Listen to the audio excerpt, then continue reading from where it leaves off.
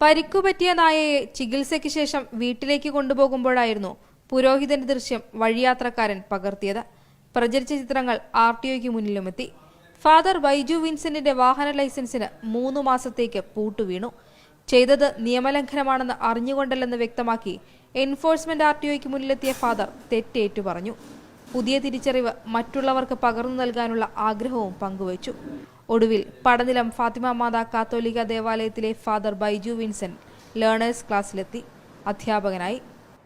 യഥാർത്ഥത്തിൽ ആ ഒരു സംഭവം കൊണ്ട് മാത്രമാണ് ഇപ്പൊ ഞാൻ നിങ്ങളുടെ മുമ്പിൽ ഇരിക്കുന്നത്.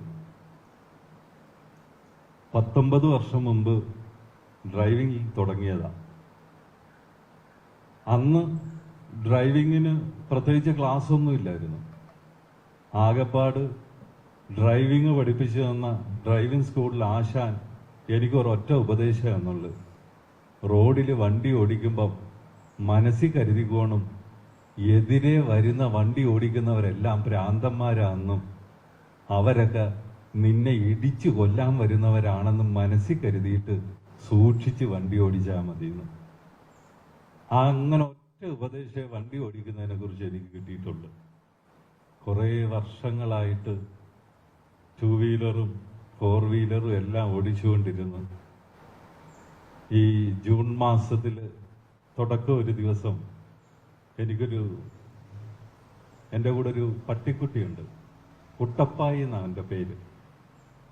പെട്ടെന്നൊരു ആക്സിഡന്റ് പറ്റി, കാലിൽ ഒരു മുറിവ് പറ്റി. ഞാൻ അവനെ ചാരുമൂട് ഹോസ്പിറ്റലിൽ കൊണ്ടുവന്ന് കാലിലൊരു 6 സ്റ്റിച്ചൊക്കെ ഇട്ട് തിരിച്ചു പോകുമ്പോൾ ആ പട്ടിക്കുട്ടിയെ ഞാൻ എൻ്റെ മടിയിൽ ഇങ്ങനെ ഇരുത്തിയേക്കുമായിരുന്നു.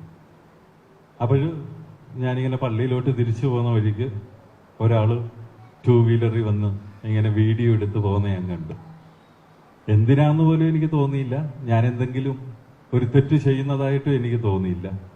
അടുത്ത ദിവസം തന്നെ അമ്പലപ്പുഴ എൻഫോഴ്സ്മെന്റ് ഓഫീസിൽ നിന്ന് വിളിച്ചിട്ട് ഞാനിങ്ങനെ പട്ടിയെ മടിയിലിരുത്തി വണ്ടി ഓടിച്ചു, ഒരു കംപ്ലൈന്റ് കിട്ടിയിട്ടുണ്ട്. അപ്പം ഞാൻ പറഞ്ഞു ഞാനാണ് ആള്, അപ്പം ഓഫീസിൽ വരണമെന്ന് പറഞ്ഞ് അങ്ങനെ അമ്പലപ്പുഴ ചെന്നപ്പോൾ സത്യത്തിൽ അന്നാണ് ഞാൻ അറിഞ്ഞത് ഞാൻ ചെയ്ത ഒരു നിയമലംഘനമാണെന്ന്. നിങ്ങൾക്കൊക്കെ ഇപ്പൊ ക്ലാസ് കിട്ടുന്നത് കൊണ്ട് അറിയാമായിരിക്കും, പക്ഷെ സത്യമായിട്ടും എനിക്ക് അറിയില്ലായിരുന്നു നമ്മുടെ ഓടിക്കുന്ന വണ്ടിയുടെ മുൻ സീറ്റുകളിൽ കൈക്കുഞ്ഞുങ്ങളെയോ പെറ്റ്സിനെയോ ഇരുത്തരുത് എന്നത് ഒരു നിയമമാണെന്ന് എനിക്കറിയില്ലായിരുന്നു. നിങ്ങൾക്കറിയായിരിക്കും, നിങ്ങളിപ്പോൾ പഠിച്ചിട്ടുള്ളവരൊക്കെ ആയതുകൊണ്ട് അറിയായിരിക്കും. കൈക്കുഞ്ഞുങ്ങളോ പെറ്റ്സോ വണ്ടിയുടെ മുൻഭാഗത്ത് ഏതെങ്കിലും സീറ്റിലിരുന്നാൽ ഡ്രൈവറുടെ ശ്രദ്ധ തെറ്റും. അത് മുൻപിൽ റോഡ് ഉപയോഗിക്കുന്നവർക്ക് അപകടമുണ്ടാക്കും എന്നതൊരു സത്യമാണ് എന്നെനിക്ക് അന്നാണ് ബോധ്യമായത്. അറിയാതെ ചെയ്ത തെറ്റാണെങ്കിലും അറിവില്ലായ്മ തന്നെ തെറ്റായി പോയെന്ന് ഫാദർ. അപ്പീലിന് പോകാതെ ശിക്ഷ പൂർണ്ണമായി അനുഭവിക്കാനാണ് തീരുമാനം.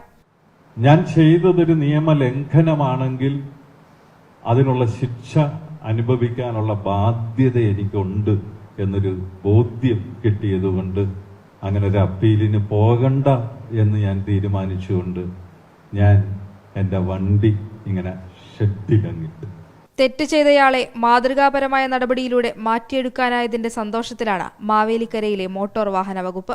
ഒരു മോട്ടോർ വാഹന നിയമലംഘനം നടന്ന ഒരു ആള് ഇവിടെ വന്ന് ആ തെറ്റുകൾ ഏറ്റുപറയുക, അതിൽ കൂടി അവർക്ക് പറ്റുന്ന മാനസിക പരിവർത്തനം പറയുമ്പോൾ അതും ആധുനിക യുവത്വത്തിന്, പുതിയതായി ലൈസൻസ് എടുക്കാൻ പറ്റുന്നവർക്ക് അങ്ങനെ ഒരു സന്ദേശം നൽകുമ്പോൾ അത് ഏറ്റവും മികച്ചതാണെന്ന് തന്നെയാണ് മോട്ടോർ വാഹന വകുപ്പിന് ഉള്ള ഒരു വിലയിരുത്തൽ. സ്വന്തം തെറ്റ് ഏറ്റുപറയാൻ തയ്യാറായ അച്ഛന് സമ്മാനങ്ങൾ നൽകിയാണ് ക്ലാസ്സിൽ നിന്ന് മടക്കി അയച്ചത്. മനോരമ ന്യൂസ്, തിരുവല്ല.